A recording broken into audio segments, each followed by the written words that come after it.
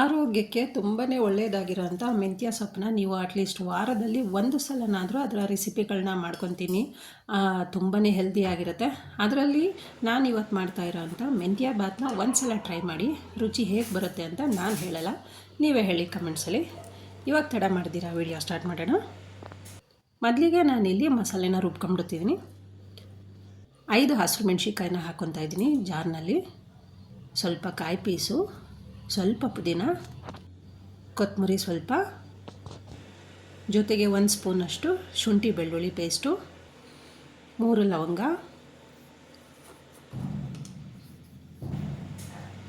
ಅರ್ಧ ಸ್ಪೂನಷ್ಟು ಚಕ್ಕೆ ಪೌಡರು, ನೀವು ಚಕ್ಕೆನೂ ಕೂಡ ಹಾಕೊಬೋದು.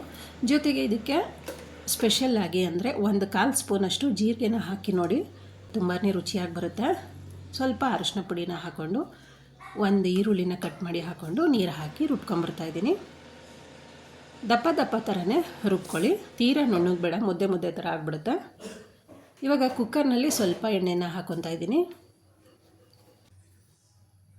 2 ಸ್ಪೂನಷ್ಟು ಮನೆ ತುಪ್ಪನ ಹಾಕ್ಕೊತಾ ಇದ್ದೀನಿ.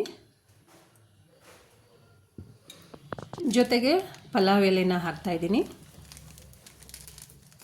ಹಾಗೆ ಸ್ವಲ್ಪ ಕಸ್ತೂರಿ ಮೇಥಿ, ಮರಾಠಿ ಮೊಗ್ಗು, ಹಾಗೆ ಏಲಕ್ಕಿ ಕಾಯಿ 1 ಹಾಕ್ಕೊಳ್ತಾ ಇದ್ದೀನಿ. 1 ಈರುಳ್ಳಿನ ಒಗ್ಗರಣೆಗೆ ಹಾಕ್ಕೊಳ್ತಾ ಇದ್ದೀನಿ. ಈರುಳ್ಳಿ ಸ್ವಲ್ಪ ಫ್ರೈ ಮಾಡ್ಕೊಬೇಕು. ಈರುಳ್ಳಿದು ಹಸಿ ವಾಸನೆ ಹೋಗೋ ತನಕ ಫ್ರೈ ಮಾಡ್ಕೊಳ್ಳೋಣ. ನೀವು ಒಂದು ಸಲ ಈ ವಿಧಾನದಲ್ಲಿ ಟ್ರೈ ಮಾಡಿ, ಮಸಾಲೆ ಹಾಕಿ ಮಸಾಲೆನ ರುಬ್ಬಿ ಮಾಡಿ ಟೇಸ್ಟ್ ಹೇಗೆ ಬರುತ್ತೆ ಅಂತ ನೀವೇ ಹೇಳಿ. ಜೊತೆಗೆ ಸ್ವಲ್ಪ ಕರಿಬೇವಿನ ಸೊಪ್ಪನ್ನ ಹಾಕ್ಕೊತಾ ಇದ್ದೀನಿ, ಮಿಕ್ಸ್ ಮಾಡ್ಕೊತಾ ಇದ್ದೀನಿ. ಇವಾಗ ಕಟ್ ಮಾಡಿ ನೀರಲ್ಲಿ ತೊಳೆದಿಟ್ಕೊಂಡಿರೋಂಥ ಮೆಂತ್ಯ ಸೊಪ್ಪನ್ನ ಹಾಕ್ತಾಯಿದ್ದೀನಿ. ನಾನಿಲ್ಲಿ ಅರ್ಧ ಕಟ್ಟಿನಷ್ಟು ಮೆಂತ್ಯ ಸೊಪ್ಪನ್ನ ತೊಗೊಂಡಿದ್ದೀನಿ. ಮೆಂತ್ಯ ಸೊಪ್ಪು ಹಾಕಿದ್ಮೇಲೆ ಸುಮಾರು 2 ನಿಮಿಷ ತನಕ ಎಣ್ಣೆಯಲ್ಲಿ ಫ್ರೈ ಮಾಡ್ಕೊಬೇಕು. ಈ ರೀತಿ ನಾವು ಎಣ್ಣೆಯಲ್ಲಿ ಫ್ರೈ ಮಾಡ್ಕೊಳ್ಳೋದ್ರಿಂದ ಜಾಸ್ತಿ ಕಹಿ ಅಂಶ ಬರಲ್ಲ. ನಾನು ಮೆಂತ್ಯ ಸೊಪ್ಪು ಜೊತೆಗೆ ಸೋಯಾಬೀನ್ ಹಾಕ್ಕೊತಾ ಇದ್ದೀನಿ. ಸೋಯಾಬೀನ್ನ ಬಿಸಿನೀರಲ್ಲಿ ನೆನೆಸಿ ಅದರಲ್ಲಿ ನೀರನ್ನು ಹಿಂಡ್ಬಿಟ್ಟು ಹಾಕ್ತಾಯಿದ್ದೀನಿ. ಸೋಯಾಬೀನ್ ಹಾಕಿದ್ಮೇಲೆ 1 ನಿಮಿಷ ಫ್ರೈ ಮಾಡಿ. ಇವಾಗ ರುಬ್ಕೊಂಡಿರೋ ಅಂಥ ಮಸಾಲೆನ ಹಾಕ್ಕೊತಾ ಇದ್ದೀನಿ. ಹಾಗೆಯೇ ಜಾರಿಗೆ ಸ್ವಲ್ಪ ನೀರು ಹಾಕಿ ಅದನ್ನು ಮಿಕ್ಸ್ ಕೊಡೋಣ.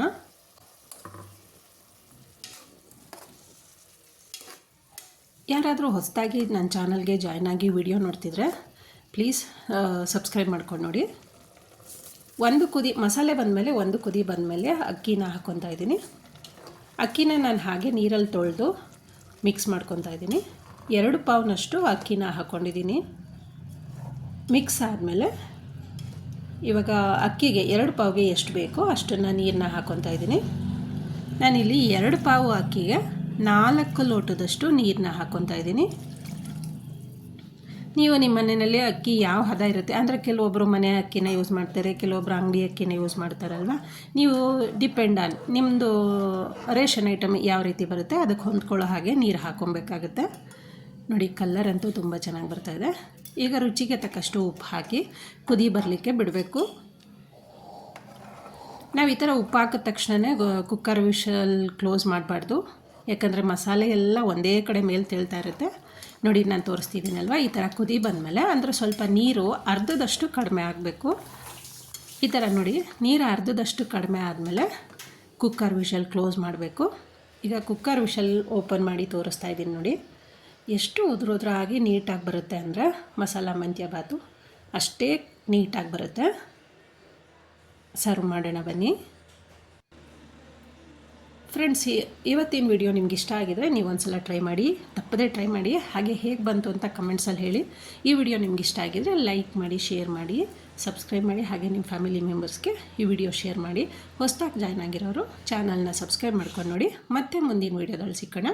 Thank you.